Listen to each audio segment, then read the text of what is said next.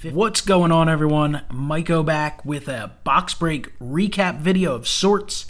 So over the last several weeks since this product dropped, my dad and I have broken 25 boxes of 2020 Topps Archives Signature Series Retired Player Edition, and this is an interesting product. It's a product that some people love, some people hate. I love the product, I love the idea of the product, but sometimes the execution can be a little rough. It's a product that costs generally between $35 and $50 a box. It kind of depends year to year how things are going. This year the price is a little elevated because all products are elevated with how hot the hobby is.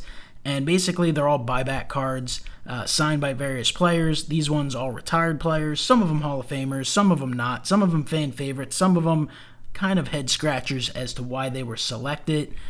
But this is a product that I really enjoy because I'm an autograph collector at heart. I grew up collecting autographs, and at this point I love autographs and I love basic cards, and this is kind of the best of both worlds.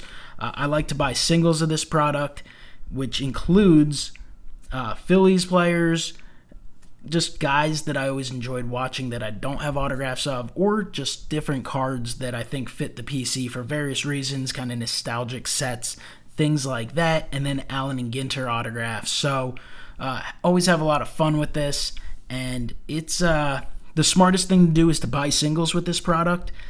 A case of these will run you between $850 and $1,000. That's a 20-box case.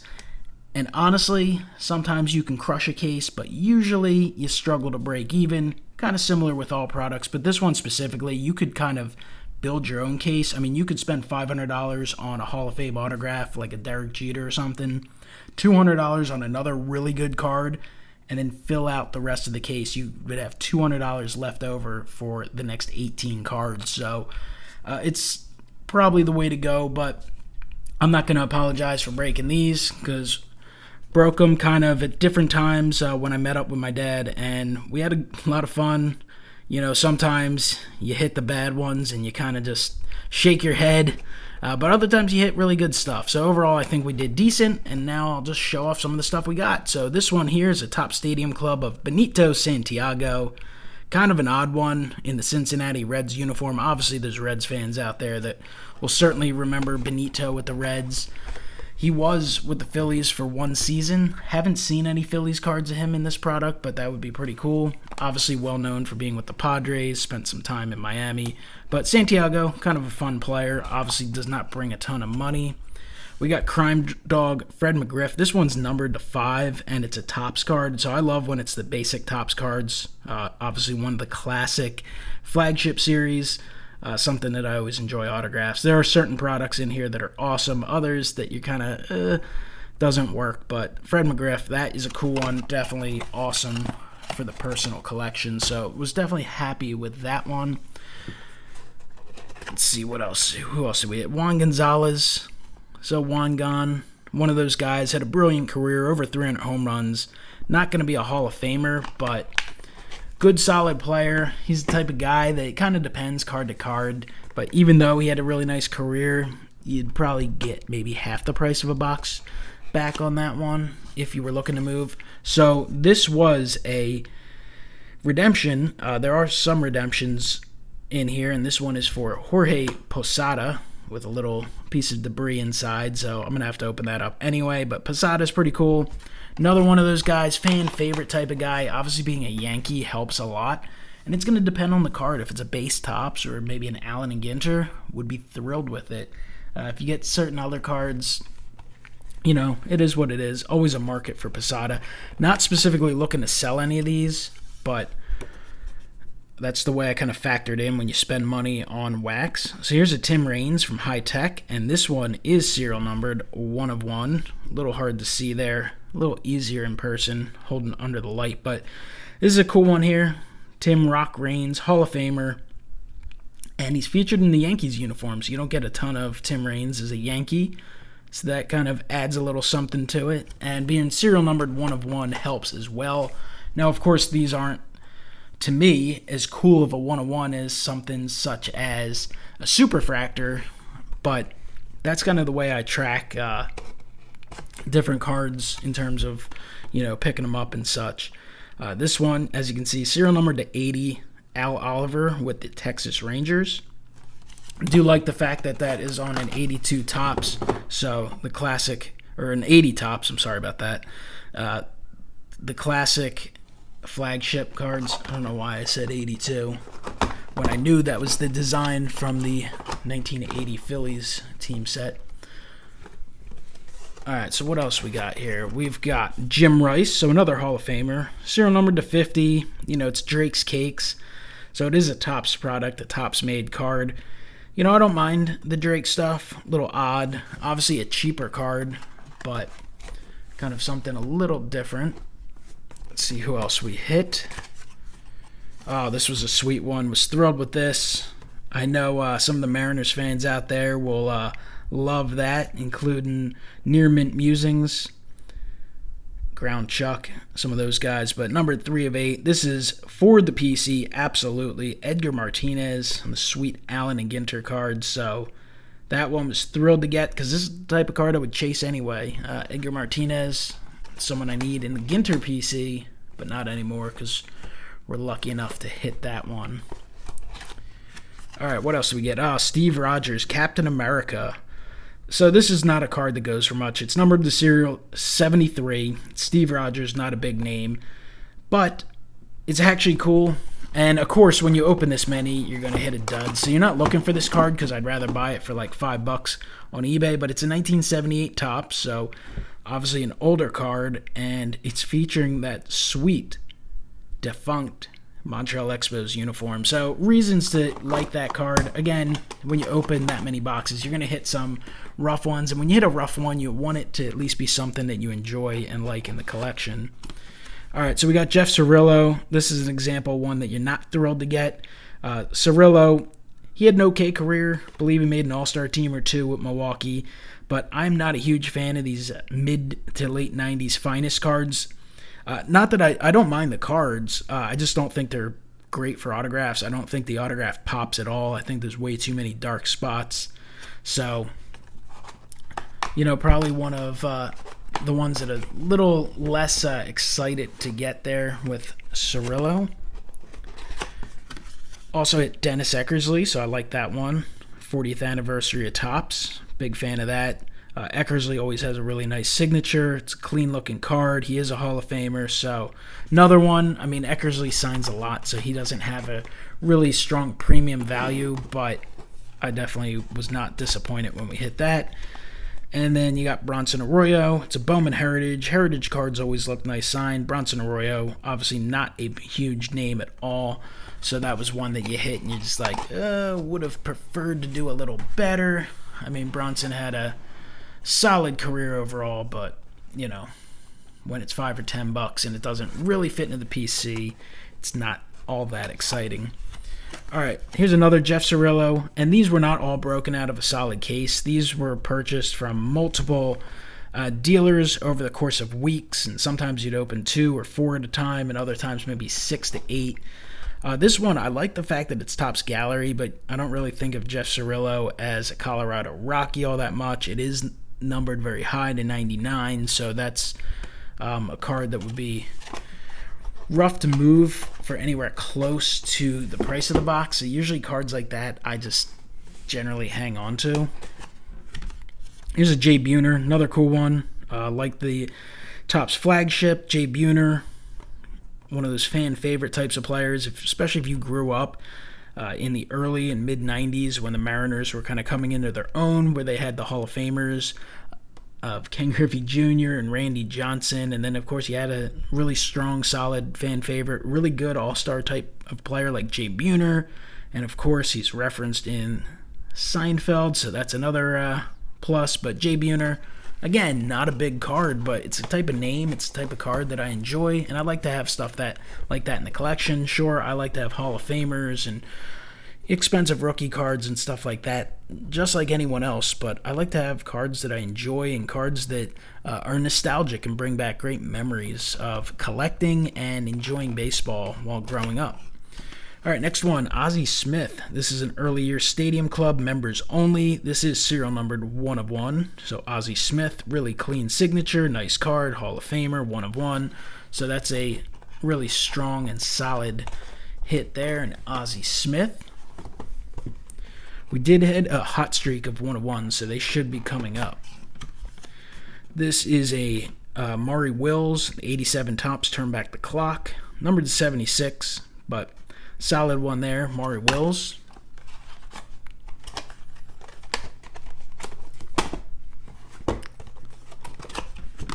Got a Bert Blyleven 1 of 1 on the 87 tops. I think that is a Tiffany, I believe. So solid 1 of 1. Another Hall of Fame type of guy with a really nice signature. So that's the one nice thing about the retired players. I mean, these are the cards you'd love to get. Few and far between, but at least some of these old guys have really strong signatures. All right, there's another Fred McGriff. So hit a couple Fred McGriffs. This one, a Stadium Club. I think that's 94 Home Run Club. So not necessarily the best of photos of Fred McGriff, but still a strong card. Fred McGriff, borderline Hall of Famer, came close, and I think he is likely to at some point get in. I think he has a chance, I should say, this fall. I believe he'll be considered by one of the committees, so we'll see if he finds his way in. All right, so we got one small stack still to go, numbered to 28, George Foster, another classic older Topps card that looks cool. So love getting these guys that were all stars and such. Always a fun reason to collect them.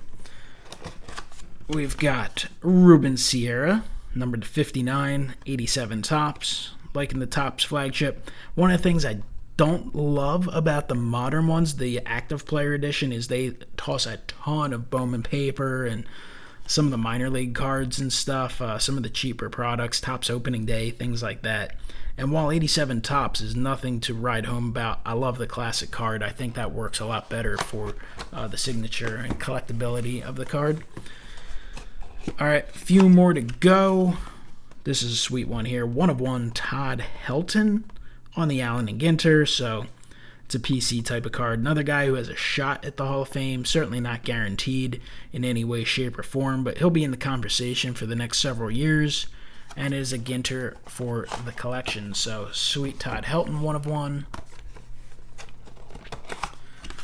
Got a Joe Mauer 1 of 1. I know my boy Destemic would love that one, but that's a cool one for the collection. I like Joe Mauer. Always enjoyed watching him play. Had fun going out to Minnesota one year. Actually rode an elevator with him back a number of years ago. It was kind of funny. It was Justin Morneau, Brad Lidge, Joe Mauer, myself, and my buddy. And I looked at my buddy. I'm like, we do not belong in here. And this was in early 2009.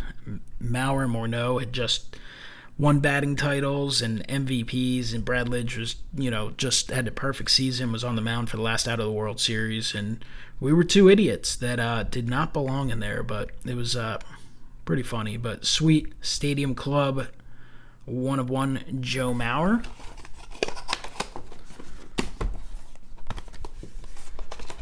Also hit a CC Sabathia 1 of 1. That is a bazooka card, which actually looks pretty cool. Very basic design, but neat. Little off center, I'd say, top to bottom. But cool card. He's signing autographs. And CC, another guy who has a shot at the Hall of Fame. We'll see if he gets in.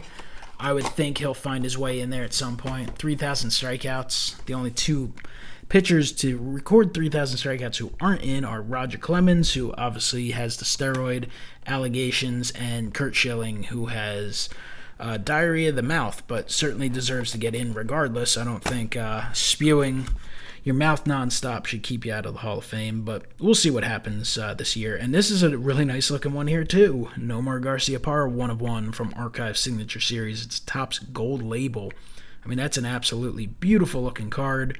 Nomar Garciaparra had a brilliant career injuries kind of cut his career short and hurt his numbers in the second half of his career, but it was a sensation in Boston, and had some productive years with the Cubs and Dodgers as well. Shout out to Mr. Fisherbike, who's a huge Nomar Garciaparra fan. So sweet Nomar, 1 of 1. And then the last card was Moises Alou, also 1 of 1. And he's another guy who had a really good career, some really productive moments in his career. I kind of best remember him. I do remember the early part of his career too, even coming up with the Pirates, but I still can't help but forget him losing it with Bartman as a member of the Cubs. But Moises Alou, really good player. One of those generational families involved in baseball with Felipe Alou and Matty Alou, but 1 of 1 there.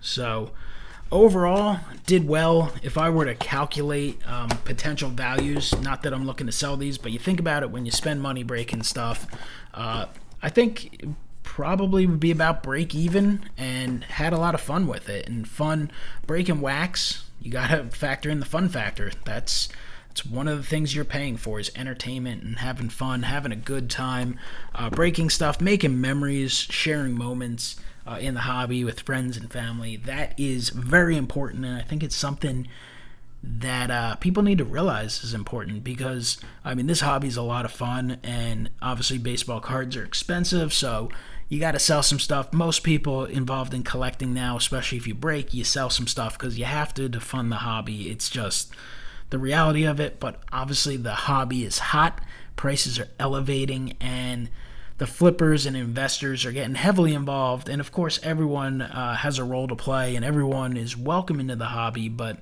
sometimes I think the focus just is overwhelmed on the value, and I think you need to remember that there is a strong there's a strong value to be placed on enjoying yourself, enjoying the hobby, and being proud of your collection. So those are all things to look forward to. I appreciate you guys watching the video. Hopefully you enjoyed it. Let me know if you've done any of this product this year. Like I said, it's something cool to buy singles from, and it's fun to rip once in a while. Hey, you break one box. It's like anything, except it's one card. You're one and done. So if you break a box for, say, $40, $45, you might hit that $5 Jeff Cirillo, and you're just like, it's kind of like a lottery ticket, but you never know. You could hit the Hank Aaron that's $500. It's a crapshoot, but it can definitely be thrilling fun, and at the worst, it provides some sweet cards for your collection, whether you're a player, team collector, autograph collector, whatever it is. So comment below, let me know what you think. I'll talk to you next time. Have a great one.